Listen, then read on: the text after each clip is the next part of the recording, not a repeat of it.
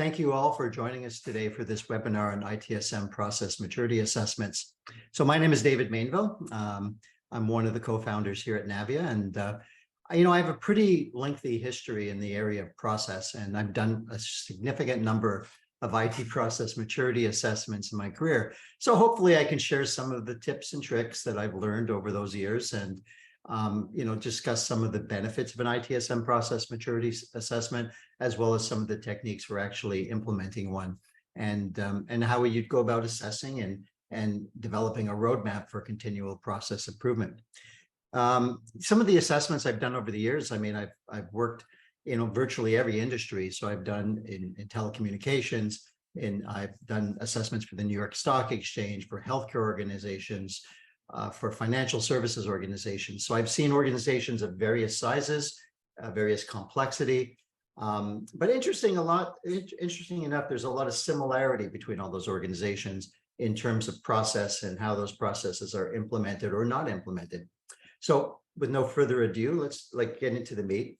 I like to keep things interactive. So if you have any questions, feel free to put them into the chat. My colleague, Catherine, will be monitoring the chat on my behalf, and she'll pass the questions on to me, and we'll try to answer as many as we can. Usually we have a bit of time at the end as well, where I can stick around for a while if anybody has any additional questions. For those of you who don't know Navvia, Navvia was the brainchild that came out of our consulting practice. So when we started the company, we were primarily an IT service management consultancy. We did a lot of process assessment work, process design work, implementation work. And to make our lives easier as consultants, we built the Navvia Process Designer, which has various capabilities that allow you to assess, design, and govern your processes. That tool was a huge productivity benefit for us. It helped us save a lot of time and money on our process engagements. And customers started asking us, hey, could we get access to that tool? So we shifted gears a number of years ago, and now we're purely a software company providing the Navvia Process Designer to our clients. You can check us out on g2.com. It's a peer-to-peer software review site. And these are just some of the badges that we've earned for this summer period. So ITSM process assessments, what are they? Well, the purpose of an ITSM process assessment is to take a really in-depth look at a company's key processes. And you want to do that to measure your current state, to identify any gaps in your processes, and develop a roadmap for improvement. Now, there's a variety of ways that you can conduct a process maturity assessment. Many organizations hire consulting companies. That was one of the services we used to provide back when we were a consulting company. But more and more so today, organizations are building an in-house capability to perform their own IT process maturity assessments. That's provided you have the right people with the requisite knowledge and skills. Now, the assessments typically use a variety of techniques to get to the information that you desire. So there's interviews where you talk to people one-on-one. There's workshops where you have a number of people discussing the processes. A good process assessor will go around and make observations and see how the processes are actually working within the organization. And also there can also be questionnaires that can be distributed to a large number of people to basically go wide and gather the input from as many people as you can. And once you do that, you can bring all that information together and start to score your processes. So processes are typically scored on a maturity scale, usually a 1 to 5 scale, where the 1 is an ad hoc process, poorly implemented, and a 5 is a process that is not only fully optimized but continually improved. So that's a bit of a definition of an ITSM process assessment, and we're going to be covering these aspects. But before we do that, I wanted just to put out a poll question to get some feedback from the audience to see if you folks have done a process assessment in the past and what kind of value you received from it. So the question is, has your organization conducted a process maturity assessment in the last 18 months? We're going to put up the poll here. So number 1, we have not conducted an assessment. We are planning on conducting an assessment. We've conducted an assessment, but didn't really find much value in it. We've conducted an assessment and found it moderately valuable. and we conducted an assessment and found it highly valuable. So it'd be great if you could respond to the poll. So we're beginning to see some of those responses coming in. All right, well, we won't let this go too long. We'll let it go maybe 30 seconds or so to get as many responses as we can. So far, it's looking like most of, about 40% of the people on this webinar today that are responding have not conducted an assessment. There's about 18% who's planning on conducting an assessment. 6% did an assessment but didn't find it of value. I'd be interested in learning a little bit more about that. 15% conducted an assessment and found it moderately valuable, and 20% found it highly valuable. So yeah, I think that's pretty much all the respondents. So we'll let that be shared with everyone. So those are the results.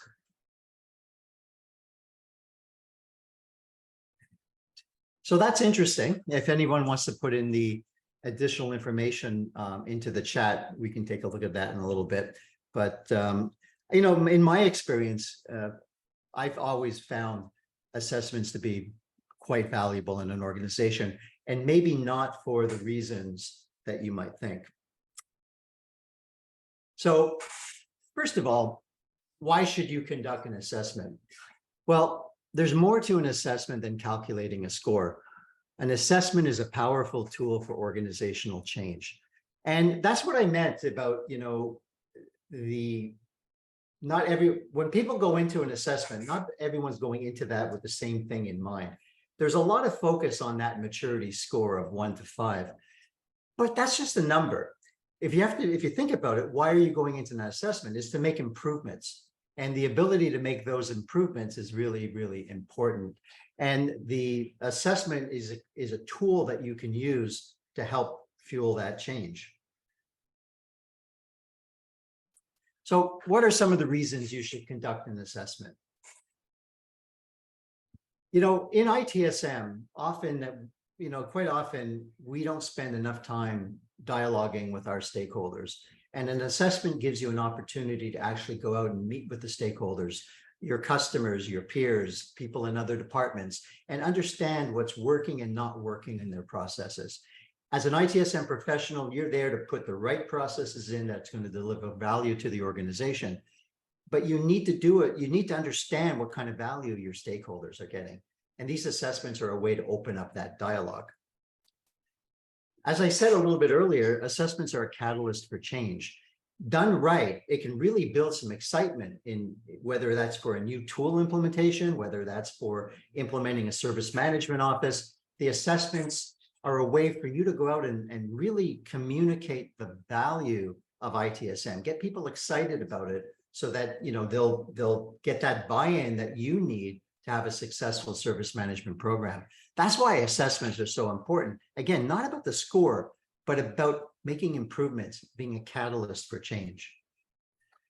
There's also, you know, a lot of times when you have an ITSM program, sometimes, you know, especially in times of economic uncertainty, you know, people look at the ITSM group as perhaps a luxury. Well, you want to be able to show the value of the service management group.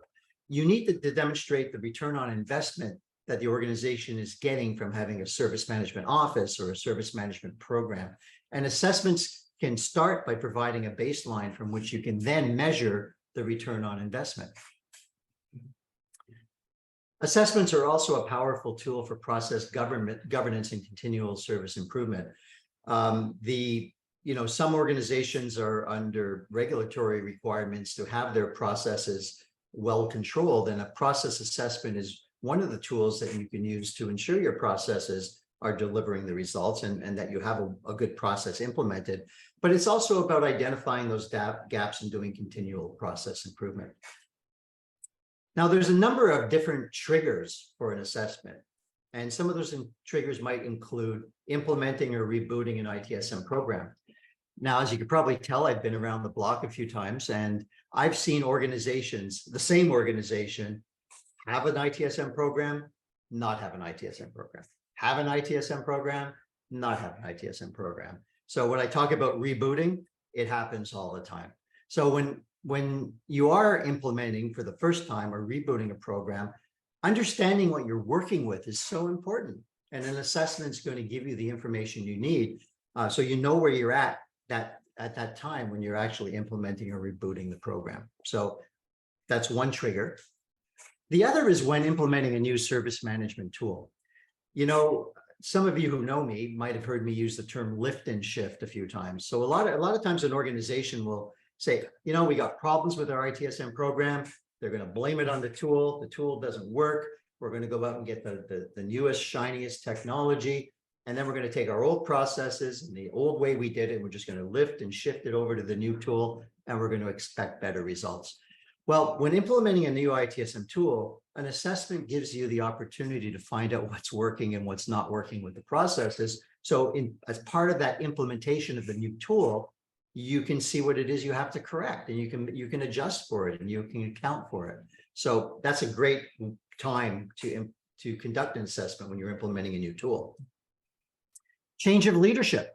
So you have a change of leadership. Maybe the CIO has changed, and you want to be able to demonstrate what state your IT organization is from a process perspective. So it's good to do that assessment, to have that information on hand, so that you can provide it to the new leadership and show them where you sit today.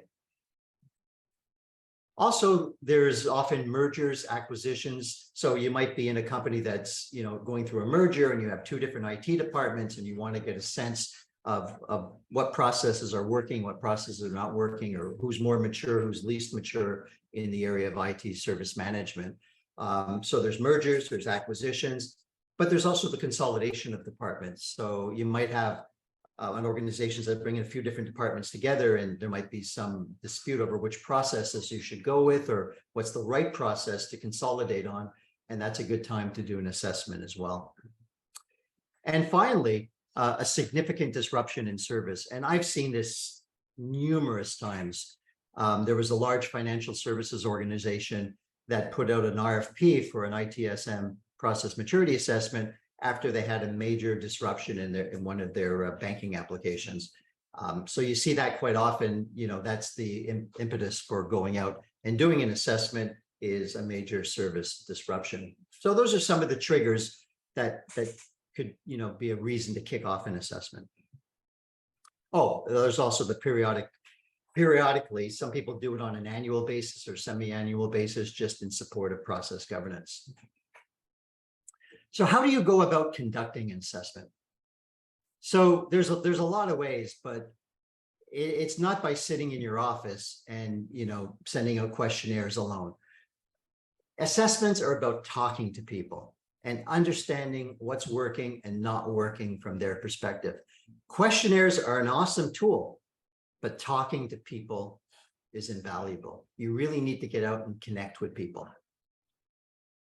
So when you go to conduct an assessment, there's these are the steps that we used to follow when we were a consulting company. So these are the basic building blocks of conducting an assessment.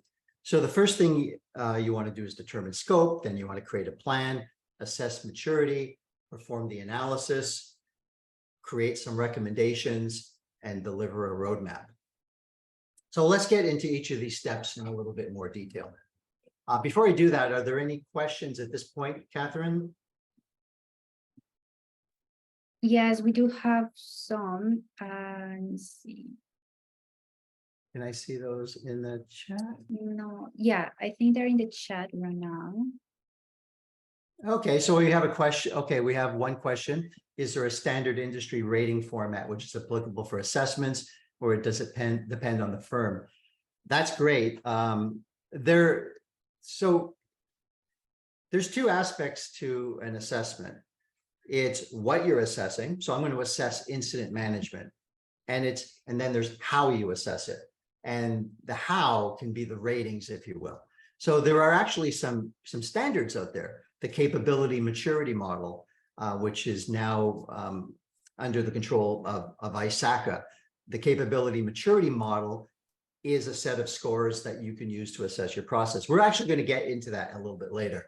There's also something called ISO 33020, which is a standard for assessing. So you can use those standards like CMMI or the ISO standard to look at your processes. So there's the process you're looking at, and then there's the standard.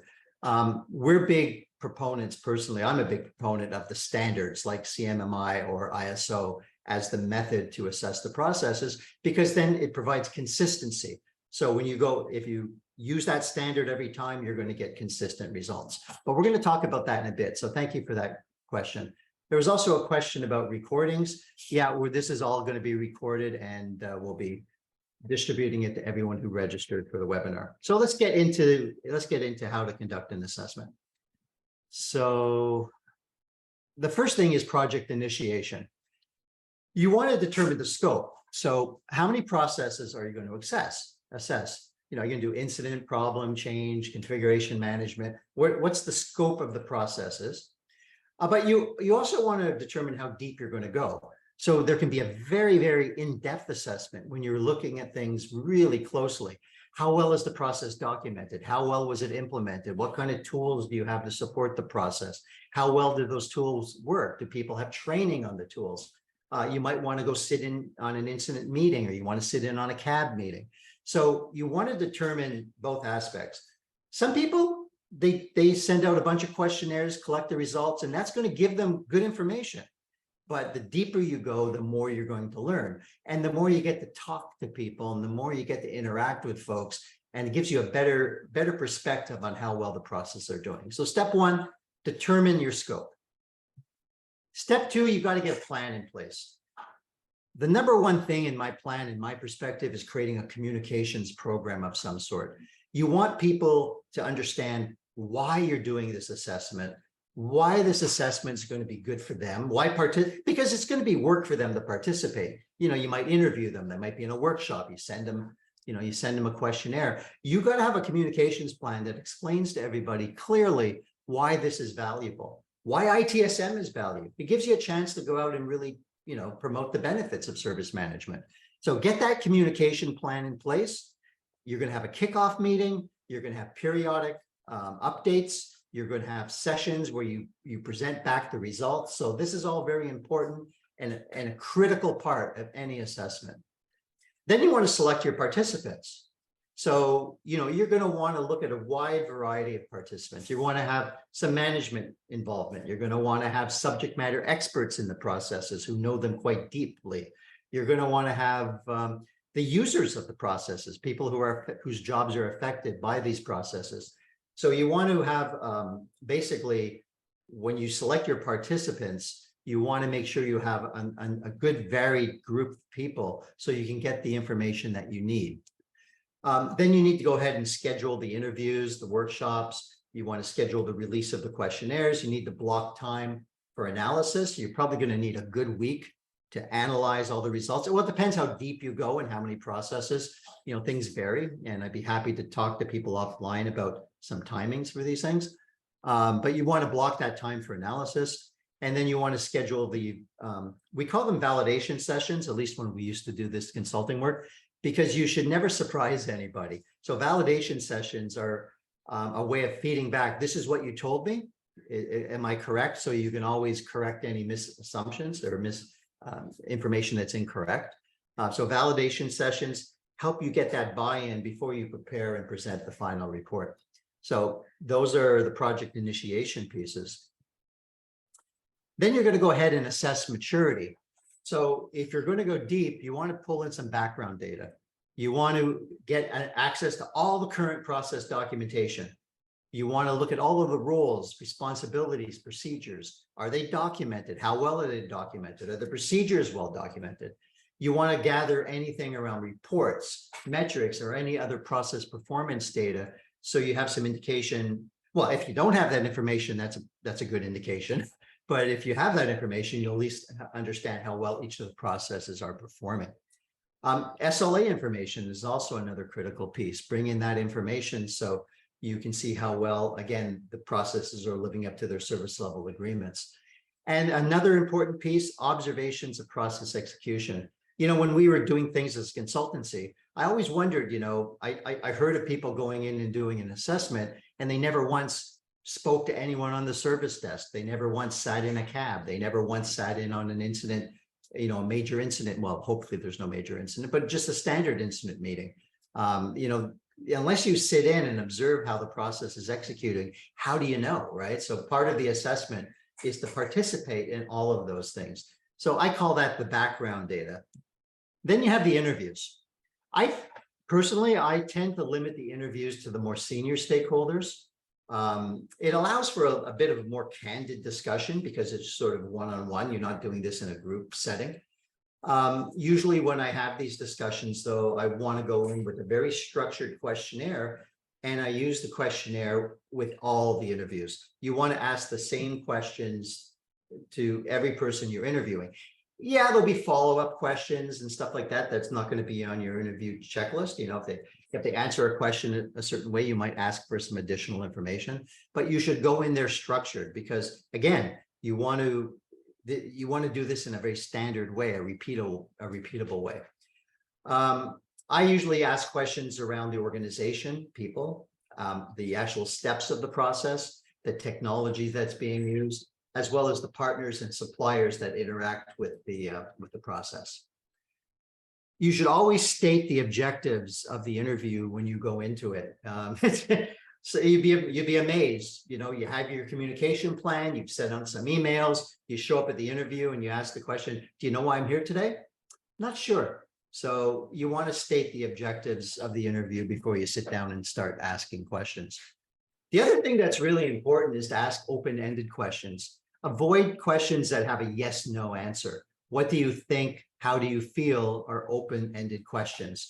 Whereas, do you have an incident management process? Yes. You're not going to learn too much from that question, but you want to have a question where it gets the person talking. And that's the key. You're not there to do the talking. You're there to do the listening. So you got to take, the time to listen. You got to take clear notes. Don't be afraid, if you're missing something, to ask the person to, stop for a moment or repeat themselves. But you really need to get that information. Sometimes it's helpful to have a second person with you to help take notes so that you get all of this information. But it's really important to let the person you're interviewing do all the talking. I mean, that's key.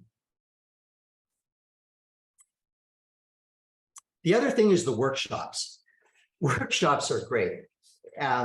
They can really be fun and they can really be interesting. And you need someone who has some skills in facilitating a workshop to conduct them. I typically involve the process managers and people actively involved in the process. You're more at the subject matter expert level here with the workshops. The great thing is it promotes dialogue and conversation. I remember we did an assessment, and this was right back, I guess it was probably in, I would guess it was in the year 2000. We did an assessment in Minneapolis. It was long, that's 23 years ago, boy. But we did an assessment in Minneapolis and we came out of a workshop and someone turned to us and said, I don't know how much our company's paying for you guys to do this, but this workshop alone was paid the bill, because this is the first time we actually sat down and talked to each other about the processes. And it was interesting because we'd ask a question around, how well processes are documented. And the person would say, we have awesome process documentation. And then another person would go and say, what process documentation? And they kind of look at each other and it's like, oh my God, there was such a disconnect. Sometimes you're the ITSM person responsible for incident management, and you assume everybody knows about the incident management process, and there's a chance they really don't, and so these workshops can really promote that dialogue and conversation. And again, you want to cover the same topics, because I'll get to why when we get through the analysis part, but you want to be consistent. In the interviews, in the workshops, even in the questionnaires, you want to ask similar questions so you can do a proper assessment. So typically, you cover organizational things like, are your people trained? Do they understand their roles and responsibilities? Do they have, clear work instructions? Is the process documented? Is the process implemented in a tool? How well is it implemented, etc. The dialogue, as I said earlier, between the participants is probably one of the most valuable things. And again, listening to that dialogue can really help you perform that assessment. And lastly, questionnaires. So questionnaires can go out to process managers and people actively involved in the process. Now, the questionnaires are score-based typically, and they're aligned to a maturity model. But even the information that you get from the workshops and the interviews, you're gonna write this down and you're gonna put it in a spreadsheet, and you're going to basically align that to the maturity model as well. And that's part of the trick. But the questionnaires allow you to go really wide, right? You can't interview 100 people, but you can send a questionnaire to 100 people. So it's a very, very powerful tool, and it allows you to deal with a lot of people with minimum effort. And there's a lot of ways to do it. We used to use spreadsheets when we started, and I still know consulting companies today that use spreadsheets as a way to do the assessment. Other folks use third-party assessment tools, such as what we have in the Navvia Process Designer. There's things online. I understand that. PeopleCert, I think, is putting out an assessment tool I've heard of. So there's different tools out there. Some of them are very easy to use. Things like spreadsheets are very difficult. So really, there's a variety that's available to you to use. So this goes back to an earlier question about the standards for assessing maturity. So I think it's really important. And for the most part, when I look at different companies who I've seen do assessments in the past, most of them fall into one of these two models, the 1 to 5. And even within these two models that I'm identifying here, the capability maturity model and the ISO, International Standards Organization model, they both have very similar scales, right? So a 0, you really don't have a process. So a 1, you're kind of in that initial stage of having a process, but it could be poorly controlled, it can be reactive. Then you have managed, where the process, there is some control over the process. Then you have level 3, which is a defined process. In the CMM model, it means the process is very standard, like the way you implement that process is standard for all processes, and the processes tend to be proactive. In the ISO model, it means it's a defined process that's managed and continually improved. I just want to stop here at level 3. For many organizations, that's a really good target. And I know, like, we all think higher is better in the score, right? I mean, why would I be satisfied with a 3 if I can get a 5? Well, sometimes getting to 4 and 5 can be very costly and take a lot of time and resources. If you have a process that's well-defined and it's meeting the needs of the organization, that might not be the first process you want to focus on to improve. You might want to look at something at a lower level. Over time, as your whole organization matures, sure, it's a great goal to get to a level 4 or level 5. But again, there's nothing wrong with a level 3 in terms of meeting the needs of the organization.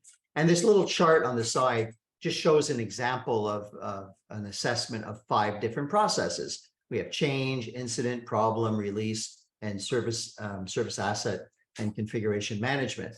And you can see quickly from the chart, incident's doing pretty good at a 3.69. That's quite typical, actually. Incident is usually one of the best and most mature processes in organizations.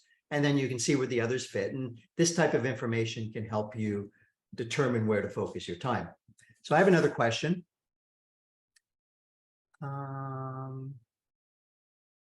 So how would you classify a process which is in between? Oh, we got a lot of questions coming in now. So I'll just take this one here. How would you classify a process that's in between 2 and 3, but there's also a focus on process improvements? So I'm not sure if in your question you're looking at assessing a single process or a group of processes. So if I was assessing a group of processes and you had some down in that 2 to 3 level, and you had some, in the 1 to 2 level, my focus would always be, to try and bring the ones that are 1 and 2 up, especially if you look at these 5 processes I have on the chart here.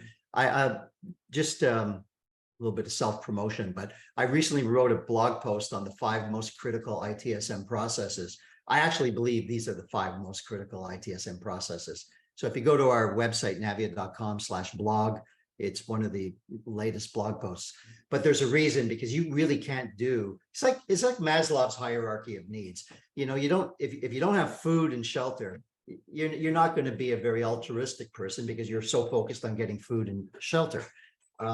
So in terms of ITSM, I think these are the foundational processes. So I'd always want to focus on these ones and bring them up to at least a level 3. Yeah, there's a focus on process improvement, but there's nothing wrong with moving a process from a 2 to a 3. That's still process improvement. Oh, we've got a bunch of questions here. Should process maturity assessment involve assessment of performance on ITSM KPIs? Definitely. So if we're going to get to another, I think it's the next slide, actually. So I'll talk about this in the next slide. But yeah, KPIs and quantitative metrics is a very critical part of, if you're not measuring your process, there's a problem, right? And you'll see in the next slide how we take those into account in terms of a process maturity assessment. There was a question here on the time needed for interviews for each process. I typically do 1-hour interviews, and I try to do, you know, 6 to 7 interviews. But, you know, there's so many dependencies. How big is your organization, right? Does the person you're interviewing cover more than one process? I'd be happy to take this question offline. And this is from BB. So I'd be happy to take that question offline. What change in the questionnaire has come about due to an ITIL 4? There's no real, a process is a process. It doesn't matter if it's ITIL 4 or ITIL 2011 or just an ITSM process, in my perspective. As a matter of fact, ITIL 4 doesn't change the way incident works, change works. You know, they added some new processes to the overall framework, but that shouldn't have any real effect on the process. And how much would you promote the virtual mode of assessments now that we have technology? So the key, okay, so the question is, if by virtual mode, I see me mean doing it, you know, electronically. You know, I've learned, I think face-to-face is always the best. Zoom is next best, you know, with the camera turned on. You need to see a person's facial expressions and how they're interacting with you. So if you're doing a workshop, you know, it'd be best to do it in person, but in this day and age, people are distributed. So, but I think things like interviews and workshops should be live. Questionnaires, if that's what you meant by virtual, they should be a part of your assessment, but not the only part. I mean, we have a tool that does automated, you know, lets you automate the assessments. And we think that's amazing, but it's just a piece of your assessment. So would I promote the virtual? I would always promote in person, but, you know, if your organization is working in a virtual mode, I guess you're not going to have a whole lot of choice in that. How many service practice areas can we assess at a time? This is from Leslie. 3 is actually a small. I think you could go with 5 or 6 even, Leslie, because there's a lot of similarity between processes. Like I'll give you an example. Is your process documented? Well, that'll apply to 5 processes or 1. So I think you could, you know, we always recommended incident, problem, change, configuration, because those are the core processes. I'm not sure which ones you're dealing with, Leslie, but I think 3 are very manageable. So if you're concerned about, you know, taking on too much scope, I don't think that's an issue. What rating scoring system should we apply? Well, that's right here on the slide, right? The 1 to 5 level. We're big proponents of that. That was from Paul. And we could talk about a little bit that more at the end of today's session. But there's a, I think you should follow one of these standard rating systems.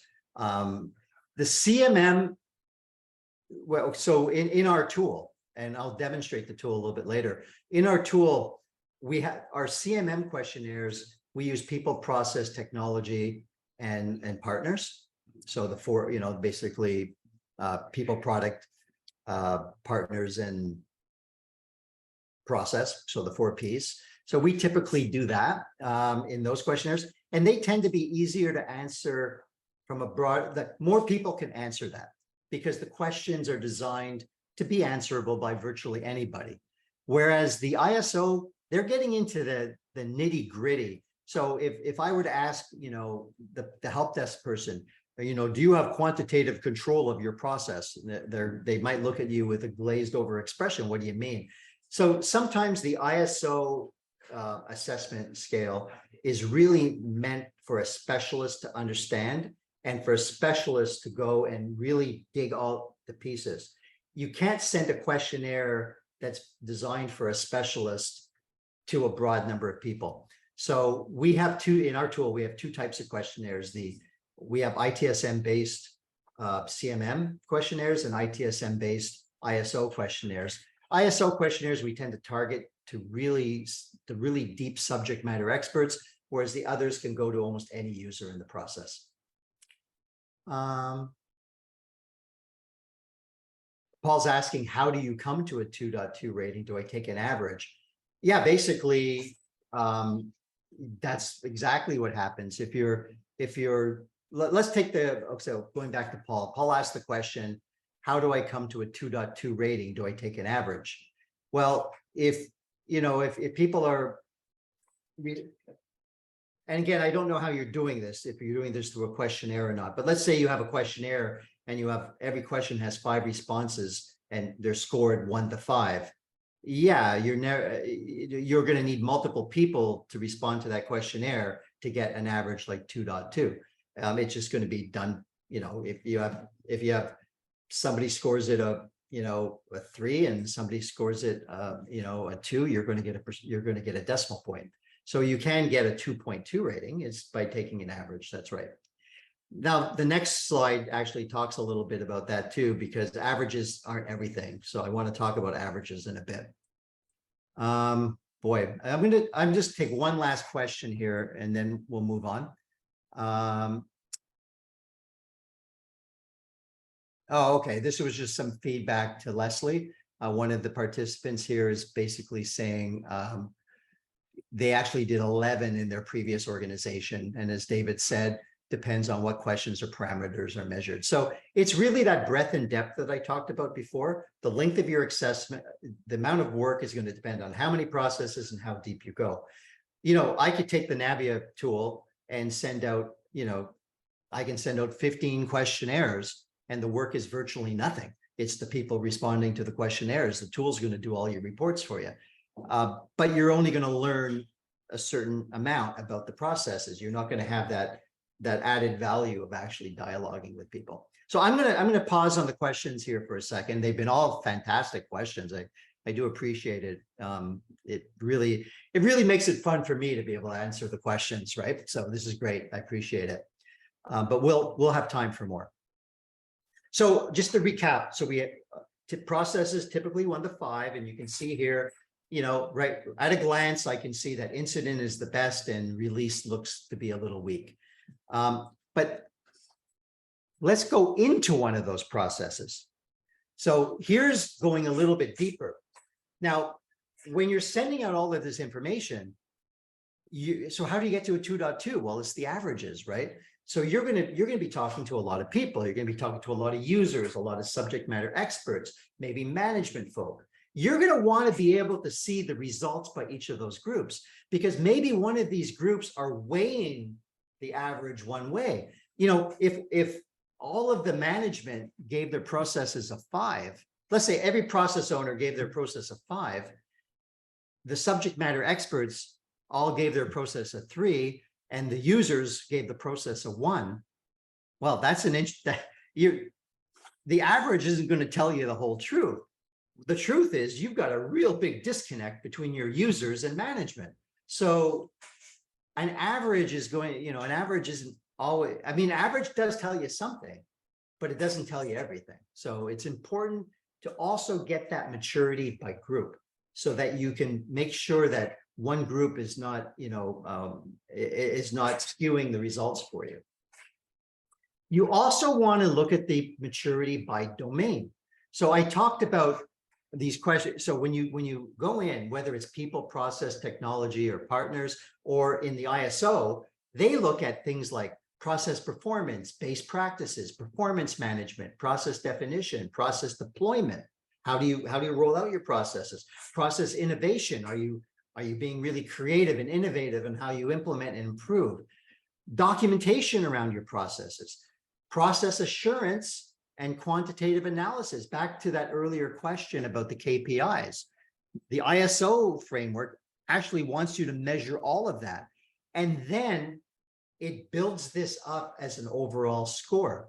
The other interesting thing about the way the ISO technique works, it's a set of hurdles. If you're not doing the most basic things, you get a low score. No matter if you're supposedly doing some higher end stuff really well, if you're not doing the basic, that's your score. You're stuck at a 1 or a 2.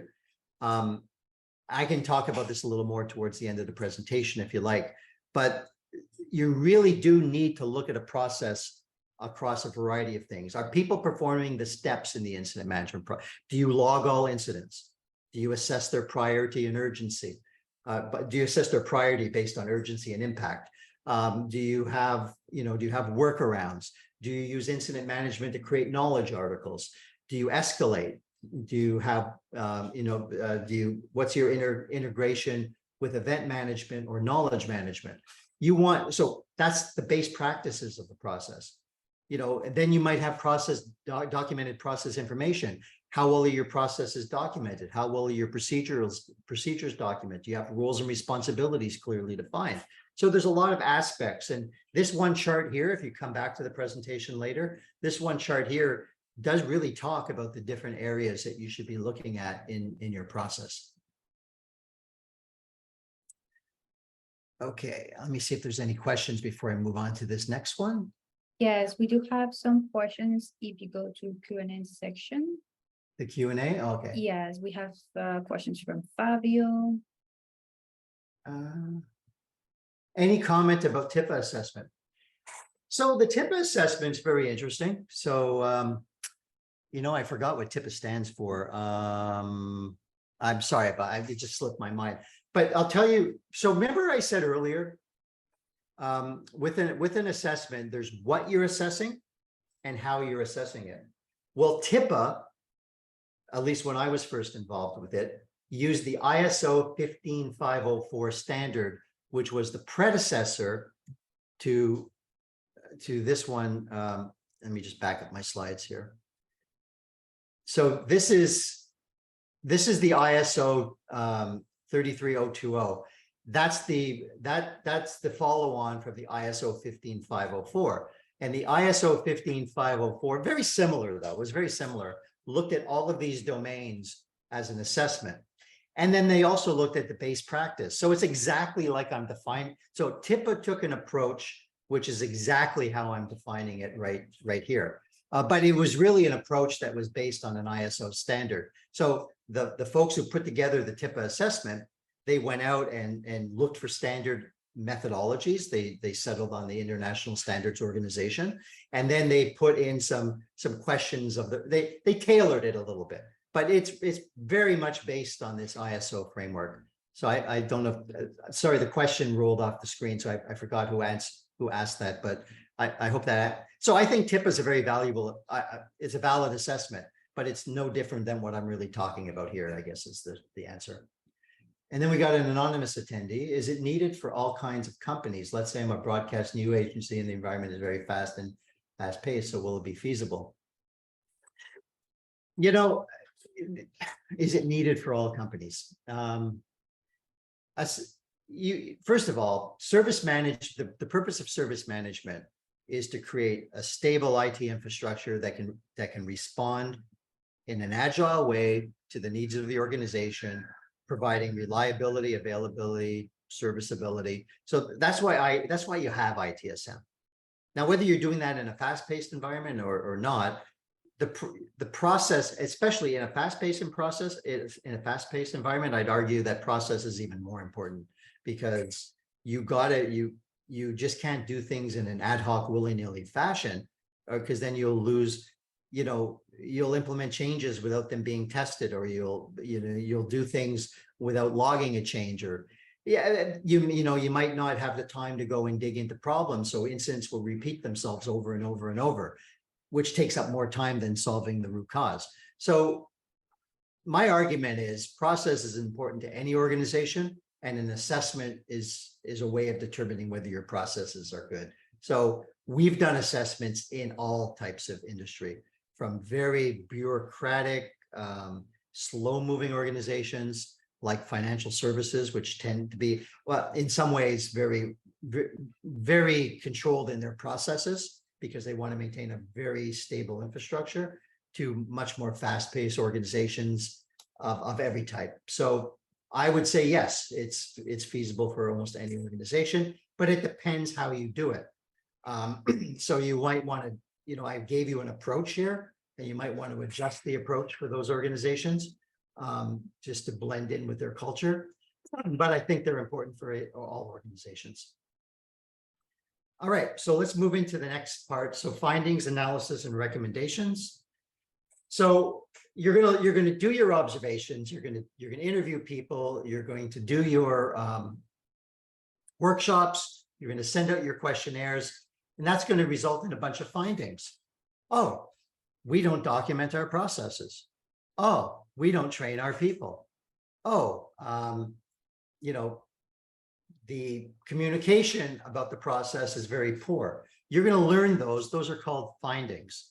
You can organize your findings into themes. So the themes could be people, process, technology, partners, or you might have some other themes. Organizational change management might be a theme. You take everything you learned, that becomes your findings. Your findings can be organized into themes, and the themes, then you build your recommendations.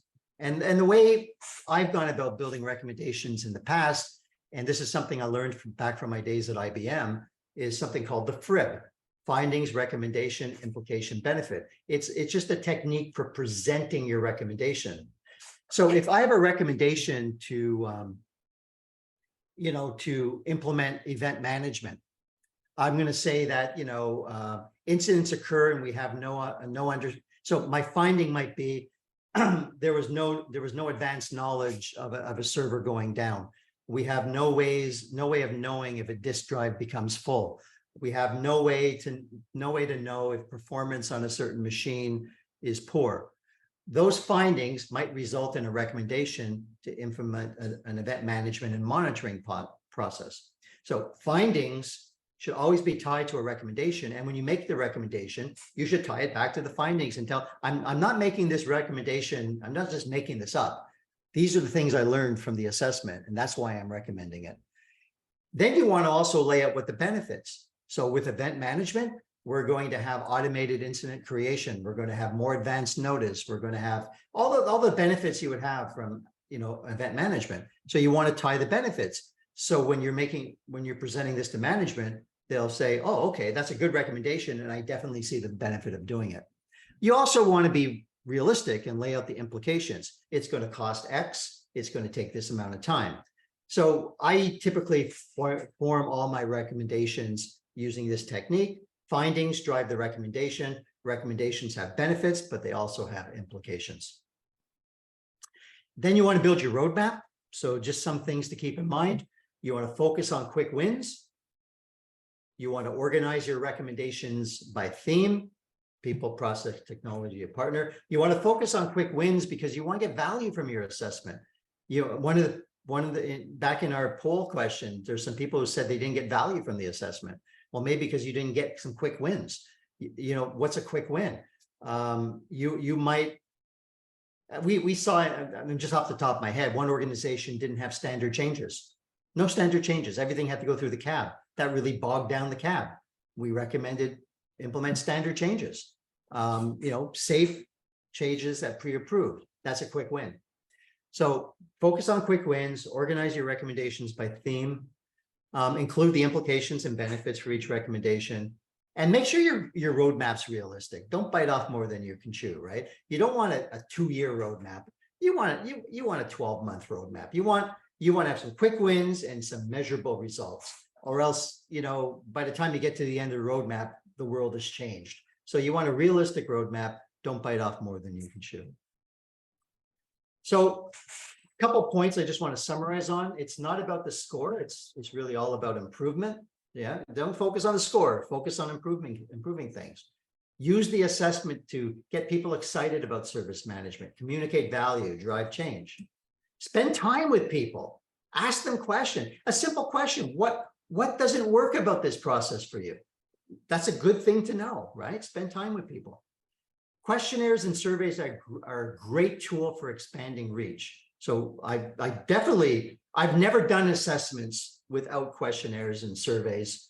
They expand the reach, but the deeper you want to go, the more you have to involve the interviews, workshops, and the observations. Tie your recommendations back to findings and observations, and create that realistic roadmap.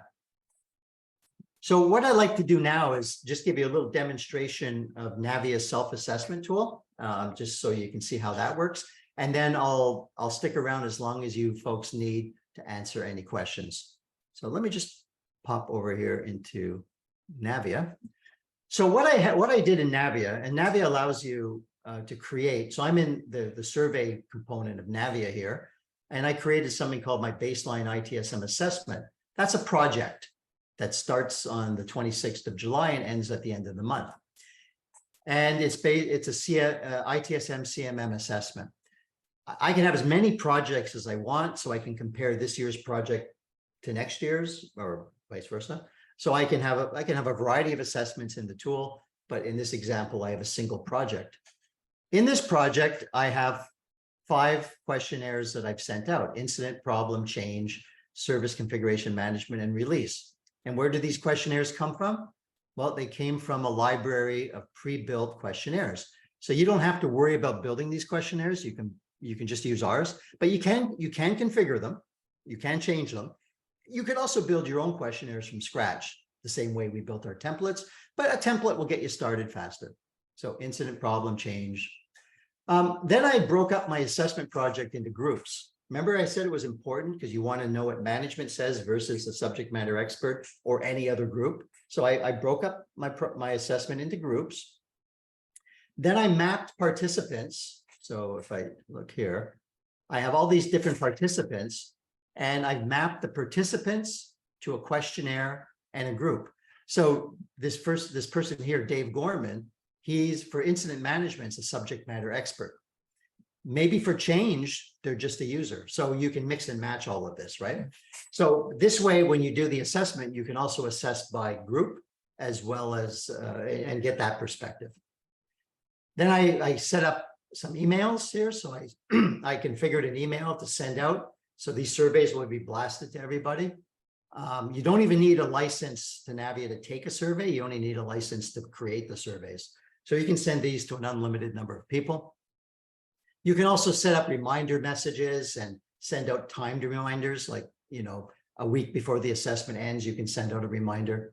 Then you go ahead and launch your project. You can track things through notifications. So you can see here the status. So you can filter on different statuses, whether they're completed or in progress.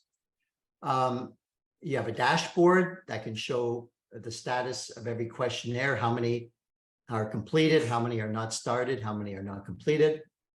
You can see the distribution, how many surveys went to each group, and then you can start seeing the basic scores. So here I can see right away that release management is a poorly performing process. Just as I'm just going to back out of here for 1 second and show you what one of those surveys might look like. So I basically have a survey here, release. I've already done 20 of 21 questions, but just to show you, when you launch the survey, it gives you a little bit of information about the survey. And this is all configurable. And then when you hit next, it's going to take me to the last question. So I'm just going to pick that answer. Now I'm finished that survey. So these surveys, you can take them by logging into Navvia, and you'll see them under your list of outstanding surveys. Also, you can take them directly from the email that was sent out. You don't even have to log into Navvia to take a survey. You can take it directly from the email. So let me go back into the project. Let me go through the, so we saw the dashboard. We also have this section here called response attachments. You can ask people to upload information as part of the questionnaire. And if I had done that, I'd have a list of all those attachments. The attachment can either be a file or a URL pointing to something. So response attachments is for that, but the meat comes in the reports.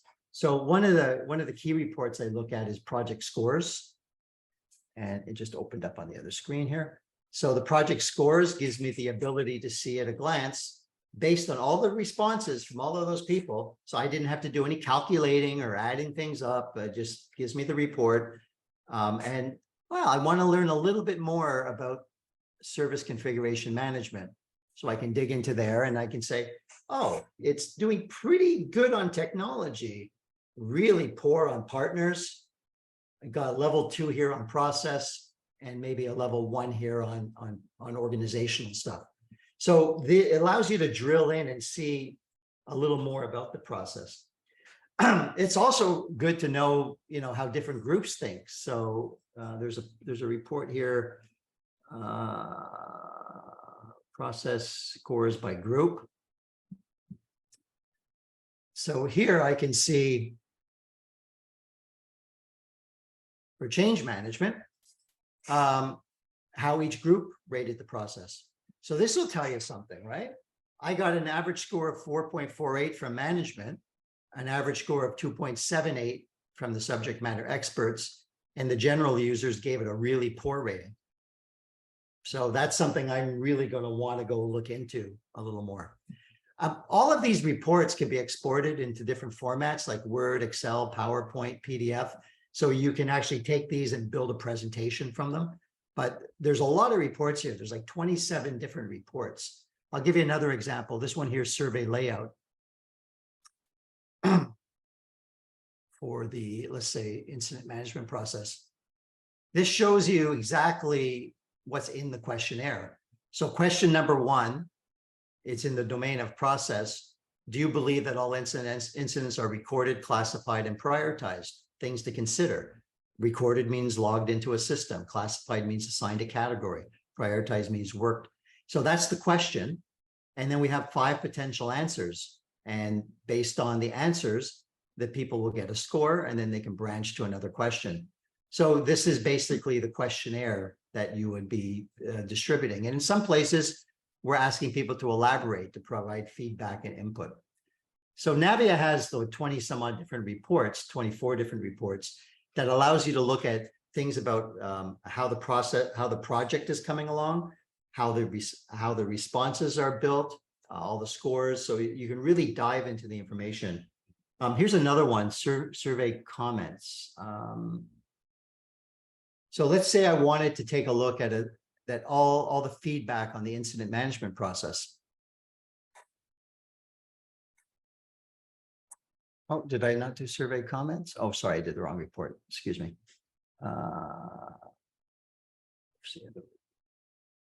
Comments.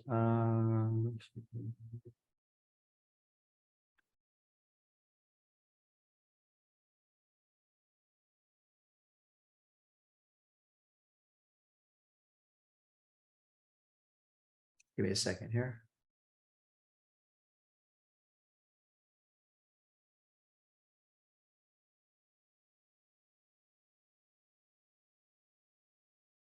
I'm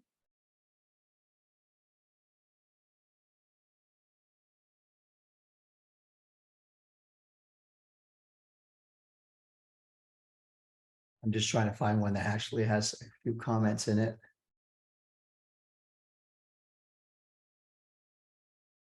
I'm sorry about that. I'm just having a problem finding a report with some data. I was looking for a report that basically brought in all of the comments for a particular process. Oh, here we go. So this report, sorry about the delay there.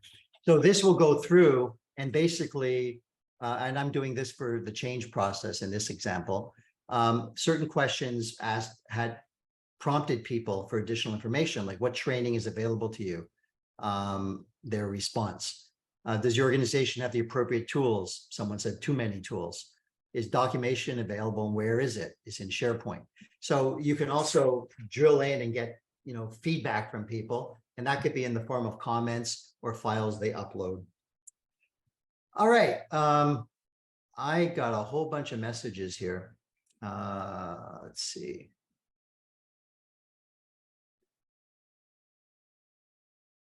And okay, so let me what I'm going to do here is I'm just going to wrap up with a couple of slides, and then I'll stick around and answer all of the remaining questions that we have, because there seems to be a fair number of them. So let me get back to that. So I just want to summarize here. Questionnaires are an awesome tool.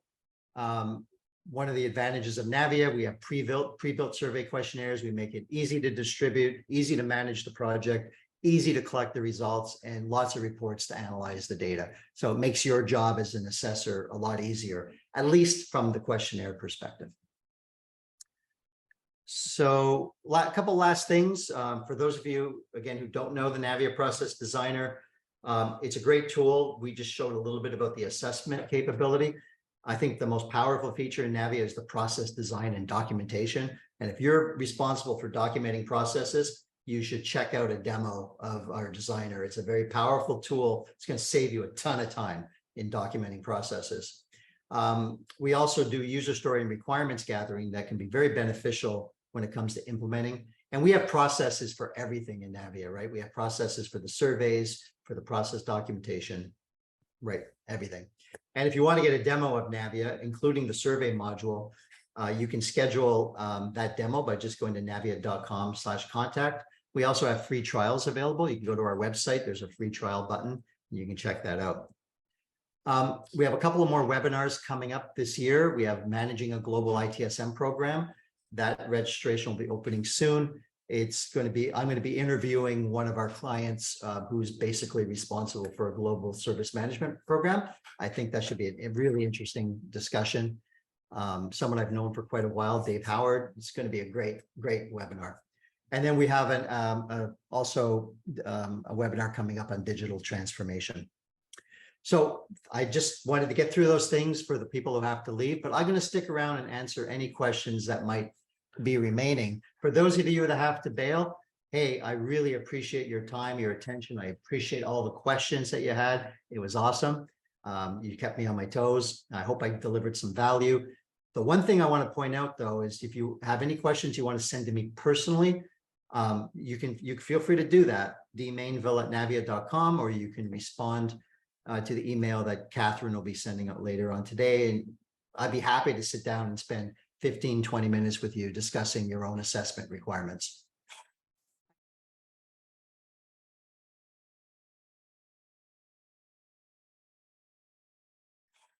Again, we don't conduct assessments, but I'd be happy to share my experience with you. So let's take a look at. Yeah, we have some few questions in the Q&A. So I'll go to the QA here. Yes. Christopher asked, can we see the surveys based on audience type? I think I showed that with the project scores by group was one of them. There's another interesting, I'm not sure if Christopher is still there. So that's one view where you can see the average scores for a process by group, but there's also this view where I can see. So in this report, I can see this might tell you something at a glance, right? So this is how one group, and I did this, obviously I did this on purpose, but here's how one group measured the processes compared to the rest of the folks. So there's a real disconnect there, right? So we gotta dig in and understand why that disconnect there. So that's the report. Those are two reports based on audience type. And then you can also pick, like, for example, if I want to see the view from an SME perspective, I can also do it like that. So here's the SME. SMEs thought incident was a little better, or I can see it from the general user perspective.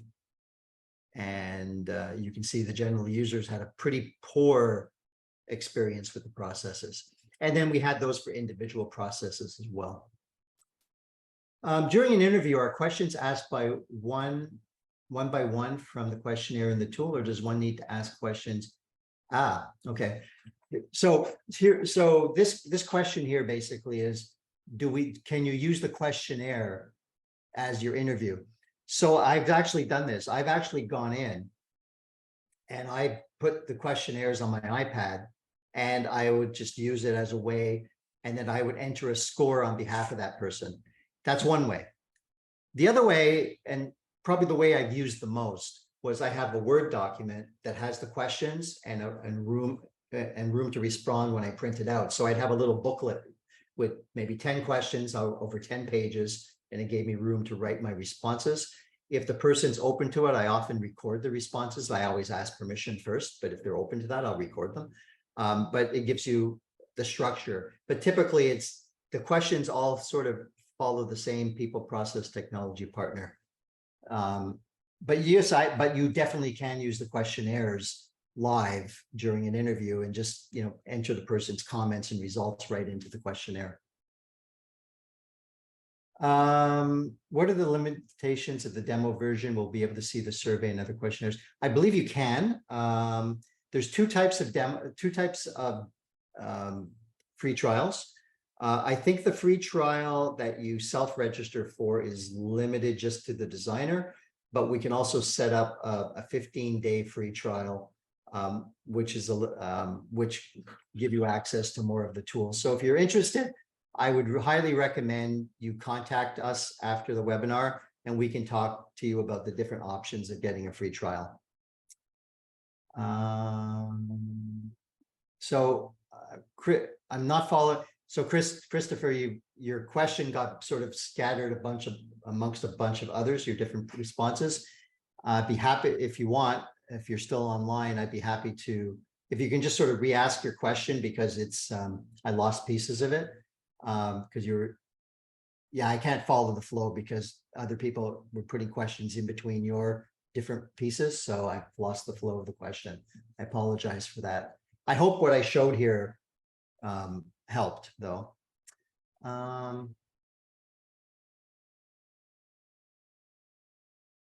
So, okay, how is performance on a KPIs benchmark for a maturity score? The questions that get asked around that are, first of all, do you have KPIs? So you ask questions about, do you have KPIs? Are those KPIs utilized? Do you take continual improvement against the KPIs? You know, those are the types of questions. You know, we don't look at the results and say, you know, we have 15% unregistered change. 15% of our changes are not logged. We're not looking, process maturity assessment doesn't look at the actual number you come up with. A process maturity assessment says, do you have KPIs? What do you do with those KPIs? Do you take action based on the KPIs? I hope that explained it. Is there a specific Navvia role to create and access surveys? You just have to be a standard user of Navvia. Now there is your administrator. If you're a client of ours, your administrator might have to permission that. Just log into Navvia, go to the need help button there in the bottom, just put in a support ticket and someone can get you configured properly. Okay, so Christopher asked, can we see the responses to the surveys based on user management and process SME? The answer is yes. You can see it in virtually every form. So if I want to see, let me see here, process scores by group.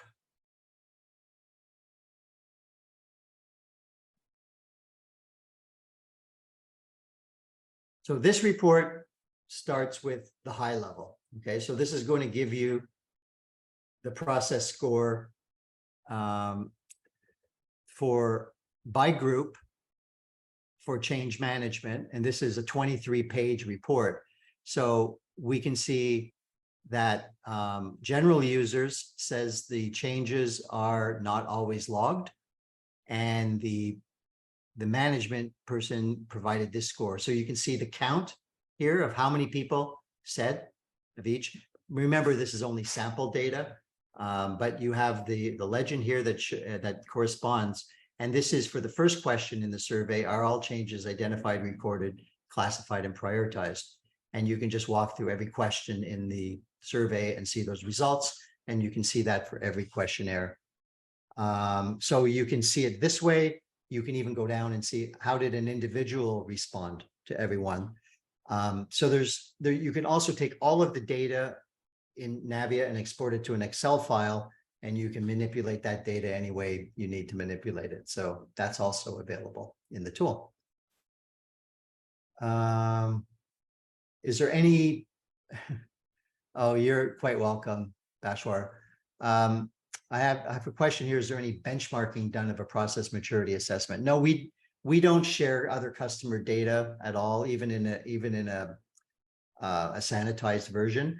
You can do benchmarking of your own assessments, though. So we have something called multiple survey comparisons. So if you have Navvia and you're doing 10 assessments over a period of time, you can benchmark and compare those. But we don't have benchmarking. You can't benchmark yourself against someone else. If you're a consulting company, you can use Navvia to create those types of benchmarks. So if you're a consulting company, what you can do is you can take, if you're doing an assessment for a client, you can take that data and put it into, there's a way of taking that data and creating your own benchmarking service, but we don't provide it out of the box that way. I hope that answered that question. I think that's everything. Let's see.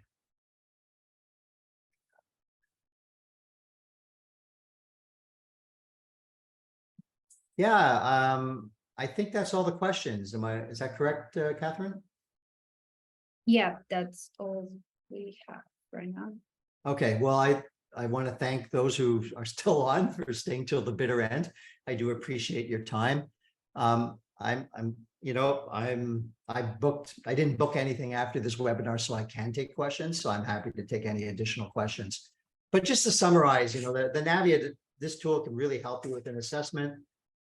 It'll really speed up, the time to conduct it, and it's quite cost effective as well. And we'd be happy to give you a much more in-depth demonstration of the tool and how it works. And again, offer up a free trial if that's something you're looking forward to.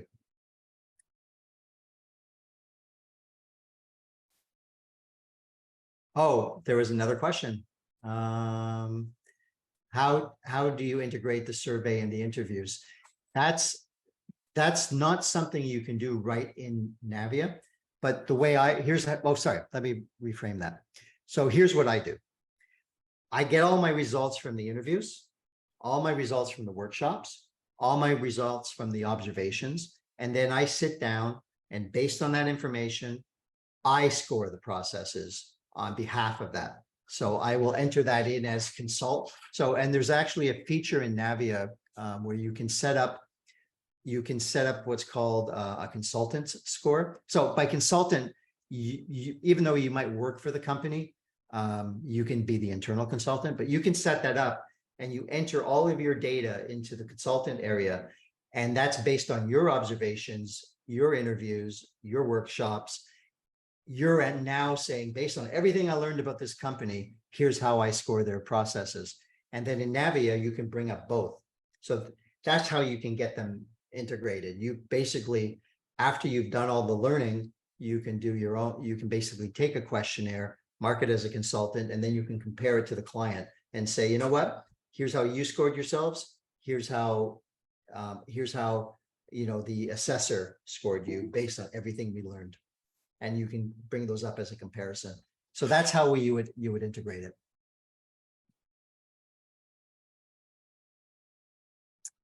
Right. It seems we don't have more questions or comments. All right. You're welcome, Leslie. All right. Well, once again, thanks everyone for taking the time to attend our session, and really appreciate it. And look forward to sending out a copy of the recording later on this afternoon or tomorrow. All right, bye for now.